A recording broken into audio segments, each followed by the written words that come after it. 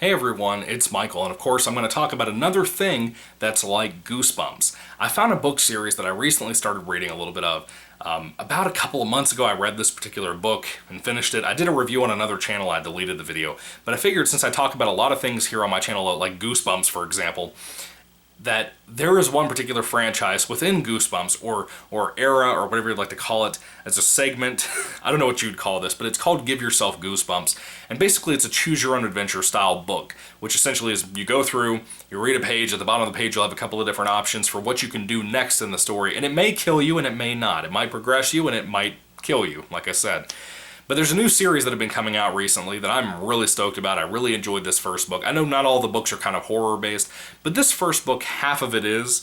It's called Midnight Arcade, and it's written by Gabe Soria. This particular book is Crypt Quest and Space Battles, and this was fantastic. I really dug this for the most part. I really enjoyed it. If you love the Give Yourself Goosebumps books, this doesn't have exactly the same type of humor, but this does have some humor to it.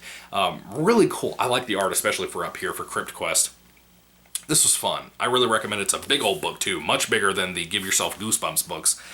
And you can have different pages that you'll have like 4 different options for what you can do. Excuse me, I almost dropped it.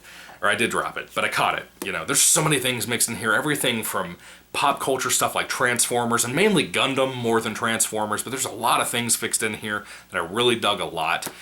Both of the stories that you can choose from, Crypt Quest or Space Battles, were really fantastic. I really enjoyed both. Crypt Quest is my favorite, but I really liked Space Battles as well. I recommend both. Space Battles was a little bit more of just like a... Okay, so the big thing, probably, to explain to you, the reason it's called Midnight Arcade is basically your main character breaks into like a mall and he ends up in an arcade type thing, and you play video games. And that's what this whole book is designed as. 2 different video games, Crypt Quest and Space Battles. And you even have a control scheme too. I'm going to try to show you what I'm talking about. Okay, so like, here's a great example. You have a choice here after you get to this page, which, like I said, they're all divided up. You'll have like one page, like a circle here telling you what your current storyline you could be following to, and then you'll have like the second one down here with the 2 circles that'll tell you what your next option is according to another storyline you might be following. But here's like the joypad, or joystick, or gamepad, whatever you like to call it. And for example, you have 3 circles right there, and it'll say page 114 to use your sword, right? So you might be in a situation where you need to use your sword, and you might not need to. And that's one of the things. This book is very much an experimental book, and I really like what it ended up being. Apparently there's a lot of game books, that's what these are called, game books, choose your own adventure books, whatever, that are being released over the recent years. I didn't know anything about that. I love game books. I'm really loving Give Yourself Goosebumps, mainly for the humor and the fun and adventure, and there are some scary ones as well. But I really like just game books. They're so much more involving, I guess, engaging. It's kind of like actually playing a video game, but with a book. And I dig that. You know, I don't have to go to the extent of playing like a board game like Dungeons and Dragons, which I've never played before. I don't have to do anything like that. That's super advanced. It might take me a month to play. I don't have to play a video game where I might be terrible, and which I am, and not be able to beat the game and just die in frustration and not be able to ever figure out what the ending is. I don't have a situation like that with Midnight Arcade, so I recommend that. And I also think it'd be good if you have kids and you'd like to get your kids into reading and they like video games, or they like things like Castlevania, for example, or like Galaga, which I would say Space Battles is a lot like Galaga, just a more first-person type thing instead of just a ship shooting things. Like I said, it has some Gundam stuff kind of involved in there, but Crypt Quest is basically like Castlevania, if you like Castlevania a whole lot. I'm a big horror fan. Of course I know Castlevania, and the Game Grumps play it, and I watch them play it and stuff. So Crypt Quest is a lot like that. Crypt Quest has more of a horror, vampire, death, evil thing, kind of a medieval type attitude to it that I really, really enjoy. But again, these stories are really hard, and it's hard to get an idea for what you should do in a situation. There might be situations where I don't understand what a certain button even means. One button might be for your sword, the other one might be for kicking.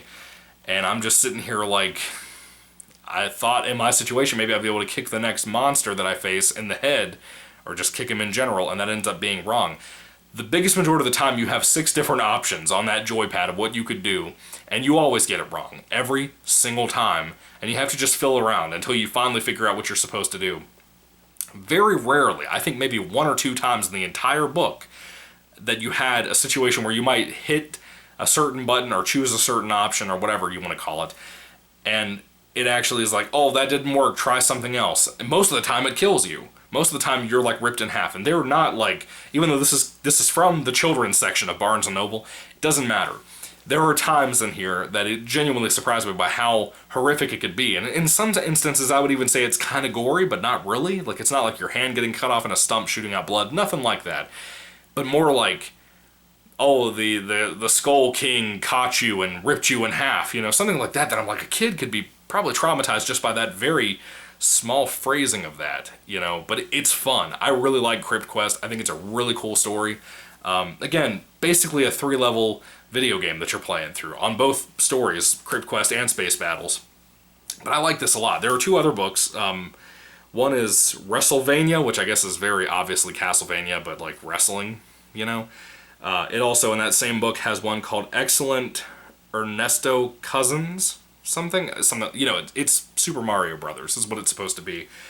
The other book is Fantastic Fist, which I assume is kind of like a Mortal Kombat type thing, and Motown, which could be kind of cool. It's just like a lawnmower thing, kind of like The Sims, you know, when the old Sims, like for the Game Boy Advance, you know, when you could mow lawns, like in the herbs and stuff. Those were great games. But anyway, I'm a big old, like, NES, SNES type video game fan, so stuff like this is right up my alley, man. Even though it's more engaging, it has more of a story, sort of, to that. But yeah, a lot of it, especially with Crypt Quest, is more of just fighting bosses, especially the big boss at the end of Crypt Quest. It was really fun. I really liked the book. I could not recommend Midnight Arcade, at least this first book I have read. I could recommend it tremendously. I really think it's a good story. I totally think that if you like the Give Yourself Goosebumps books from R.L. Stine, that you'll probably love this as well. I don't know about the other 2 books because it doesn't look like they're horror-based. But this book, at least with Crypt Quest, I think you'll love to death. I think it's a really cool premise for this idea of being like an arcade cabinet type of thing. It's just fun, period. I really enjoyed this. I recommend it heavily. Gabe Soria, really good job, dude. Really good job.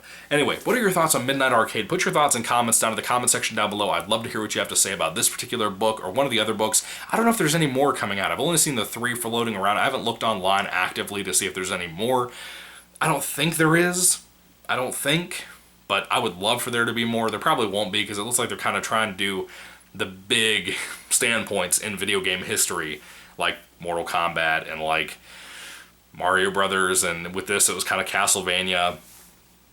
So I'm cool whether we get more or not, but I would love more because I really dig this so far. These are kind of expensive books, like $10 or $11, $12, somewhere in there, but it's worth it. It really is worth it in my opinion, especially if you're looking for something you can read that you like more of, like kind of childish, if you will, fiction, but also if you have a kid who likes video games and likes to read as well, this is going to be up their alley, I think. I think they'll really specifically enjoy this book, and if you're a Goosebumps fan, since my channel is mostly focused around Goosebumps, I think you'll like the book regardless. I think it's a really fun time. I don't think I have anything else to say about the book. If I had to rate Midnight Arcade on a 5-star basis, at least this book, it got a little complicated, like I said, with the whole joystick scheme, and sometimes you just have to try every single freaking button on the joystick. That gets annoying. I had to test everything. I couldn't just be in a situation where I'm like, oh, something must be coming at my legs, therefore I must jump, and then I die anyway because of some cheap shot, which happens in Give Yourself Goosebumps as well, and Choose Your Own Adventure from way back in the 80s. Same crap happened all the time. They cheat. The books cheat. But anyway, it was hard to fill this out, but it was still fun. So I recommend it, but you're probably going to get a little irritated because you have to try every single button some of the time. There are situations where you're supposed to climb over something, you don't even know how to do that, so you have to figure it out. Yeah.